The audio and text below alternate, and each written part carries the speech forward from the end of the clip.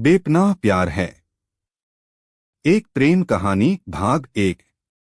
नहीं राधिका नहीं, मैं तुम्हारे बिना नहीं रह सकता। तुम समझती क्यों नहीं, मैं तुम्हें अपनी जान से ज्यादा प्यार करता हूँ। मर जाऊंगा मैं तुम्हारे बिना। पूरब ने राधिका की तरफ देखते हुए कहा।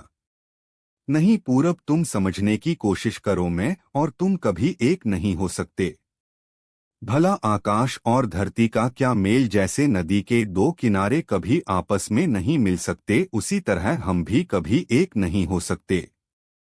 राधिका दूसरी तरफ अपना मुंह करके अपने आंसू छुपाते हुए बोली। राधिका, तुम यह कैसी बातें कर रही हो? क्या तुम न यही सोचकर मुझसे प्यार किया था? बोलो राधिका। पूरब राधिका के सामने आकर उसकी आंखों में देखते हुए बोला। तब यह सुनकर राधिका बड़ी मुश्किल से अपने आंसू काबू में करते हुए बोली, पूरब, तुम इस इलाके के सबसे रईस ठाकुर वीरेंद्र प्रताप के छोटे भाई और उनके इकलौते वारिस हो।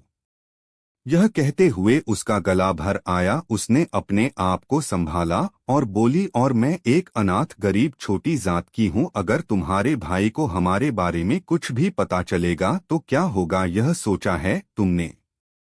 यह सुनकर पूरब बोला, नहीं राधिका, मैं कुछ नहीं जानता। मैं सिर्फ इतना जानता हूँ कि मैं तुमसे प्यार करता हूँ और बेपनाह प्यार करता हूँ और तुम्हारे बिना नहीं रह सकता। लेकिन तुम यह सोच कर डर रही हो कि अगर मेरे भैया को इस बारे में कुछ भी पता चलता है तो इसमें गलत क्या है? अरे प्यार करना गुनाह थोड़ी ना है।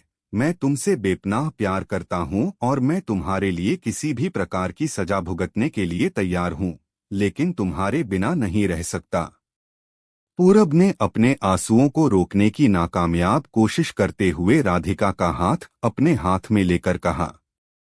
यह सुनकर राधिका पूरब की तरफ देखते हुए बोली, नहीं पूरब, यह नहीं हो सकता। मैंने कहा ना, अगर तुम्हारे भैया को हमारे बारे में पता चलेगा तो तुम्हारा तो कुछ नहीं बिगड़ेगा, लेकिन हाँ, मैं और मेरी दादी के लिए जरूर परेशानी खड़ी हो जाएगी।